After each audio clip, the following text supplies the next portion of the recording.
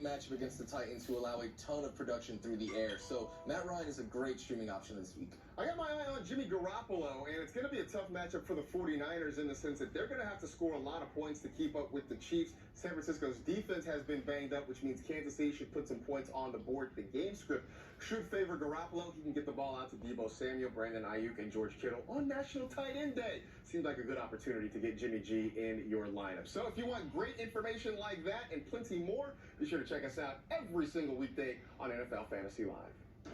All right, thank you. Oh, meanwhile, the Chargers, the 4-2 Chargers, tied with the Chiefs atop the AFC West, thanks to strong defensive performances like they got on Monday night in their big win over the Denver Broncos. And now they're welcoming Russell Wilson's former team, the Seattle Seahawks, into town, and Bridget Condon will be there. She's been covering the Chargers the last few days, and they're 4-2, Bridget, despite all kinds of injuries on both sides of the ball. What are the Chargers saying about this start for them? Omar, I talked with Derwin James this week about that 4-2 record, and he told me it's kind of disappointing. He feels like they're not even playing their best football that they could be playing yet. He thinks they should have a much better record. So I asked him, what does your best football look like? And he says, well, it starts with what we were able to do Monday night, play a complete game. And this Sunday, he says it's going to be about forcing turnovers. Brandon Staley brought the team a stat that said, look, we're 4-0 when we force at least one turnover.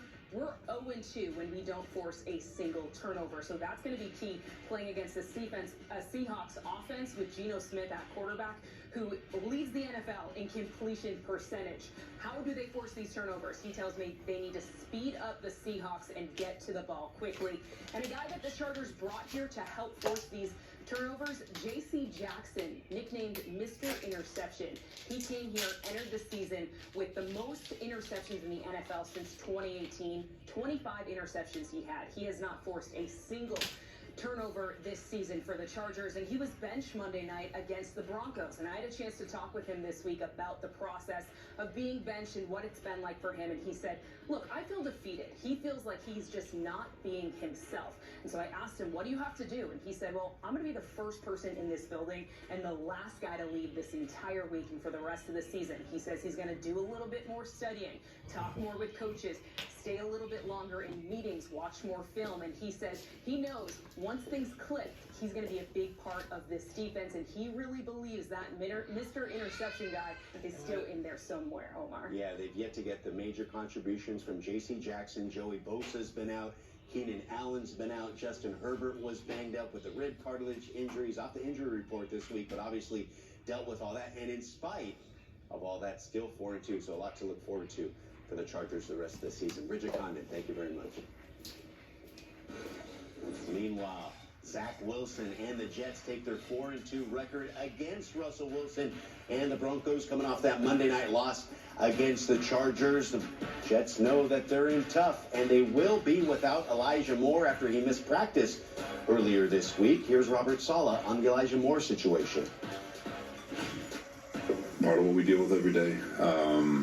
You know, we've had our discussions with Elijah. Trading him's not an option, and we'll just continue working with him. Our locker room's fine. It's a rock solid group. We all love Elijah.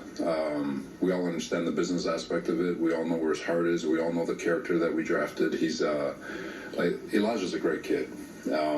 He is. He's out there. He works his tail off. He does everything that's asked of him. This got to the point where he wants to be traded. Like he asked you guys to trade him. So I mean, this isn't just like, oh, I want to contribute more. It's get me out of here if I'm not going to. Yeah, and he's not going to get traded. There you go. AFC South. First place on the line with the Colts and the Titans. Matt Ryan versus Ryan Tannehill squaring off against one another. 1 o'clock Eastern, the CBS game here in Week 7. Both teams with winning records now. Here's Frank Wright on the rivalry. We know this team is very disciplined. They take care of the ball. They create turnovers. They're good up front. You know, I'm optimistic we can turn the tables. I mean, we did that against Jacksonville, you know, where, you know, right, we couldn't have played any poorer than we played against Jacksonville in the first game, and, you know, we're able to turn the tables in the second game. So it's not going to be easy, right? It's a good football team. They're really good and very well coached, but I think we are too. And so it'll be interesting. Should be a great game in the AFC South. We're going to take you back to Arizona. It was Pick Six City for the Cardinals defense. Much more reaction after the Cardinals' big win coming up on NFL Now.